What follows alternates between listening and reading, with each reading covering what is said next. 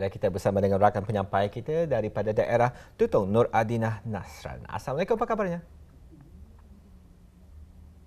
Waalaikumsalam warahmatullahi wabarakatuh. Alhamdulillah ya, dalam keadaan yang baik dan juga sihat. Apa kabarnya ni Dini dan Sarina di sana? Ya, kita juga sihat afiat, alhamdulillah. Berkat nikmat kesihatan ini dapat lagi kita ni bertemu, berinteraksi untuk edisi Rampai Pagi hari ini, Adina, ya. Dan mengkabarkan juga keadaan cuaca di Pekan Tutong khususnya pada pagi ini, dan kami percaya ada tempat-tempat khusus yang selalunya menjadi tumpuan di mana masyarakat daerah Tutong ya mengambil kesempatan untuk melakukan kegiatan fizikal ataupun riadah. Ya, betul lah. Keadaan cuaca di daerah Tutong ya pada pagi ini agak mendung. Namun kita dapat lihatlah dalam perjalanan ke tempat kerja, orang ramai telah pun melakukan aktiviti-aktiviti ya di luar rumah, khususnya di Taman Sungai Basong daerah Tutong. Alhamdulillah.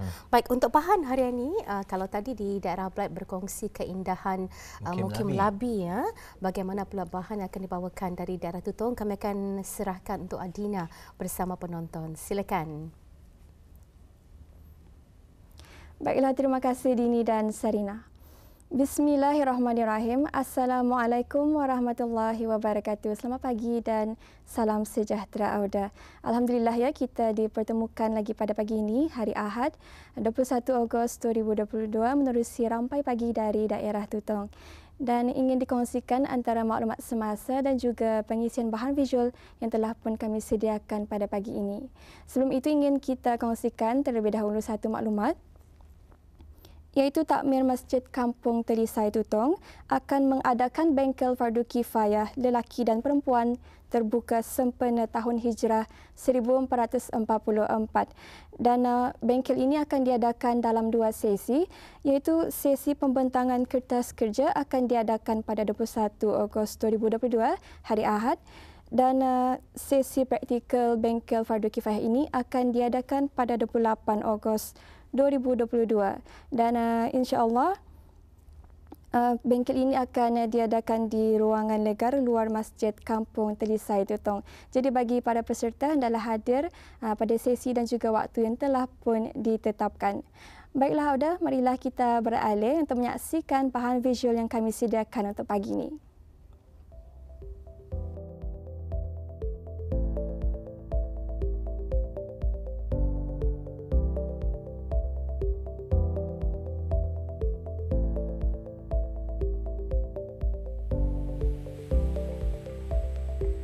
Bismillahirrahmanirrahim. Assalamualaikum warahmatullahi wabarakatuh. Ya, sudah penonton dapat disaksikan di sebelah kiri dan juga kanan saya ini memang dipenuhi dengan tanaman hiasan jenis daun. Di sini terdapatnya tanaman-tanaman hiasan seperti begonia, anthurium, gelombang cinta dan pelbagai jenis lagi tanaman hiasan jenis daun yang akan kita saksikan bersama sebentar nanti bersama dengan personality kita untuk package program kali ini. Jadi tertanya-tanya juga, macam mana minat tu boleh ada? Nanti kita akan dengarkan bersama dengan personality kita untuk bahan kali ini. Untuk itu ada teruskan ke Sedang Ada bersama saya.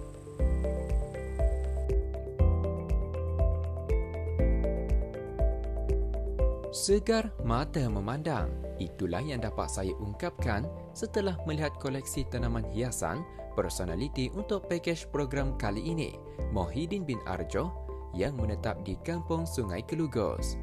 Pelbagai variasi dari berbagai jenis tanaman hiasan jenis daun yang tumbuh segar menghijau, dengan ada di antaranya juga mempunyai beraneka warna, memenuhi di setiap ruang yang dibina sendiri oleh beliau bagi menempatkan tanaman ornamental tersebut.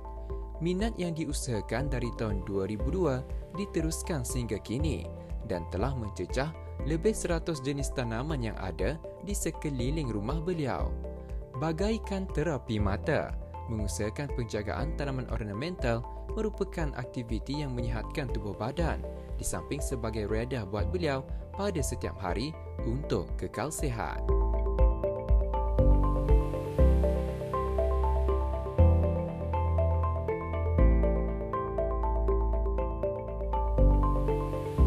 Meski kini sudah berusia 76 tahun, beliau tetap kuat dan bersemangat untuk menjaga dan memantau setiap hari tanaman beliau dengan dibantu oleh seorang pekerja. bagi memastikan penjagaan yang rapi dan terkawal daripada serangan serangga perosak. Kerana selain sebagai simpanan koleksi, ada di antaranya juga dijual kepada para pencinta bunga yang berminat.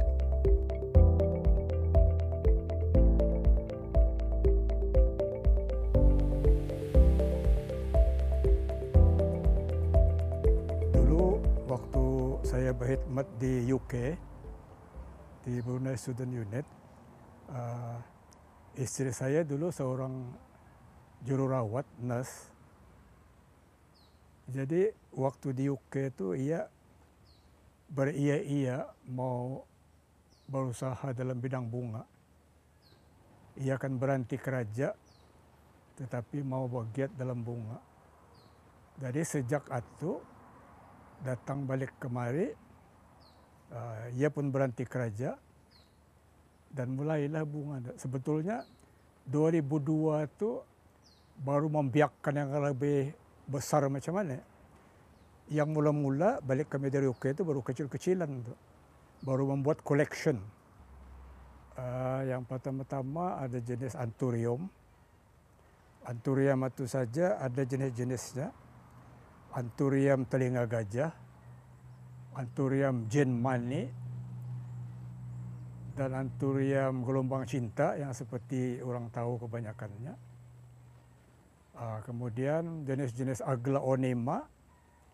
Aglaonema seperti aglaonema sayam aurora dan lain-lain lagi. Kemudian calathea. Kemudian ada jenis-jenis philodendron, philo, dan banyak lagi lah. Ada lagi berapa ingat.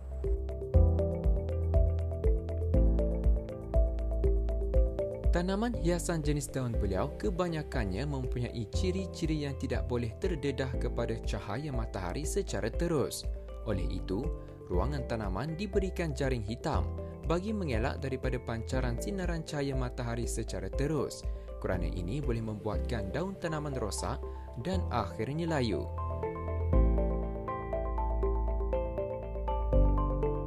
Selain itu, terdapat juga beberapa koleksi tanaman hiasan gantung yang bagi hemat beliau menambahkan seri serta kepelbagaian pada koleksi-koleksi tanaman hiasan yang sedia ada.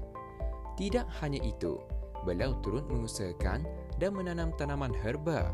Manfaatnya banyak untuk kesihatan tubuh badan selain memudahkan beliau untuk mendapatkan daun atau buah yang dapat dijadikan sebagai ubat. Ini jelas kelihatan ada sebahagiannya ditanam di dalam pasu, malahan ada juga yang ditanam di tanah seperti herba mahkota dewa dan lain-lain lagi.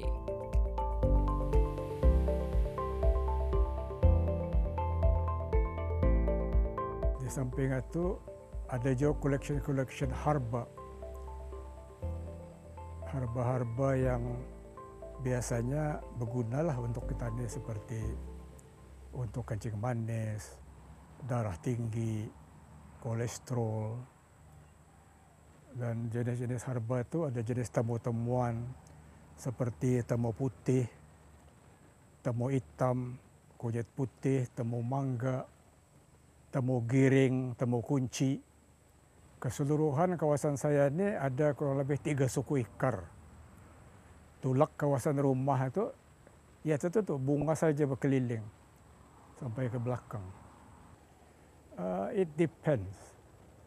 Ada yang sukar, tapi kebanyakannya mudah lah. Asal saja katanya cukup perairan, siram, dan cukup memberi baja, dan dijaga musuh-musuhnya. Tapi saya di sini menjaga musuh-musuhnya. Kalau kita lihat daun-daun bungangku itu kebanyakannya ada lubang-lubang apa kan. Saya tidak memakai racun kimia. Saya semua memakai jenis organik. Karena bagi saya kimia itu tidak berapa baiklah untuk kesehatan kita. Jadi saya boleh-bolehnya saya mengelakkan. Kecuali kalau organik dah mujarab, sekali-sekala lah boleh gunakan. Saya selalu rutin mulai turun paling akhir jam 3 petang kalau saya tidak ada urusan. Kalau ada urusan di sana sini, artinya saya tidak dapat bekerja di kebun Anda lah. Kalau saya turun pukul 3 sampai jam 6 atau 6 lebih, baru saya berhenti. Beliau turut mengongsikan antara tips penjagaan tanaman hiasan agar tumbuh sihat ialah seperti menggunakan medium tanah, topsoil atau kompos yang dicampur bersama sekam padi bakar, berfungsi untuk menyuburkan dan menggemburkan tanah serta tanaman selain memudahkan pertumbuhan akar-akar baru pada tanaman. Sekam padi mentah kegunaannya untuk melonggarkan aliran udara dalam tanah dan mengekalkan kelembapan medium tanaman. Kokopit membekalkan bahan organik dan perapi semula jadi pada tanah serta menjadikan tanah sentiasa gembur dan subur. Boleh juga menggunakan daun buluh sebagai pengganti kokopit. Daun buluh mempunyai zatnya tersendiri yang baik untuk akar tanaman. Akhir sekali, sedikit campuran dolomite iaitu kapur pertanian bagi mengimbangi pH pada tanah agar tanah tidak terlalu masam. Medium campuran tersebut dipindahkan ke dalam pasu tanaman dan dibiarkan seketika. Kemudian disiram, pastikan air mengalir keluar, menunjukkan campuran tanah porus memudahkan pengaliran air pada masa sama melarut dan menarik keluar garam dari dalam tanah.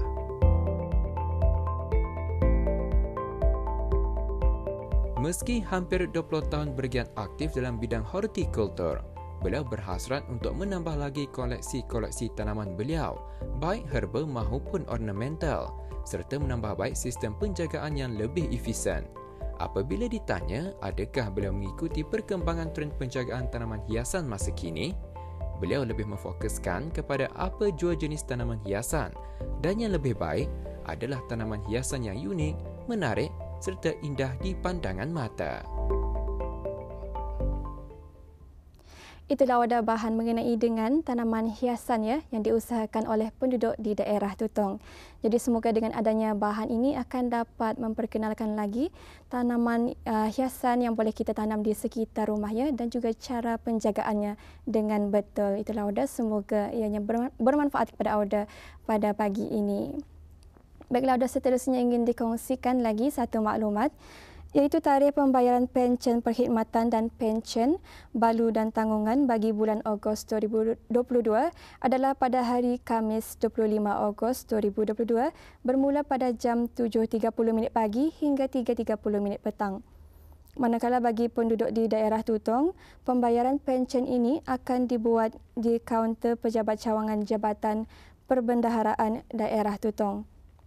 Manakala pembayaran pada hari yang berikutnya sehingga 7 September 2022 adalah pada jam 8.30 pagi hingga 11.30 pagi dan disambung semula pada sebelah petang bermula pada jam 1.30 petang hingga 3.30 petang pada hari-hari bekerja secara walk-in.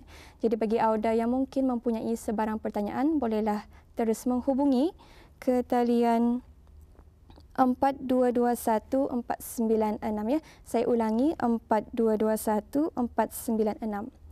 Baiklah Auda, dengan perkongsian bahan dan juga maklumat sebentar tadi, maka sampai di sini saja kita bersua dan insya-Allah esok kita akan bersua lagi bersama dengan rakan setugas yang lainnya. Kita kembali bersama Dini dan Sarina, silakan.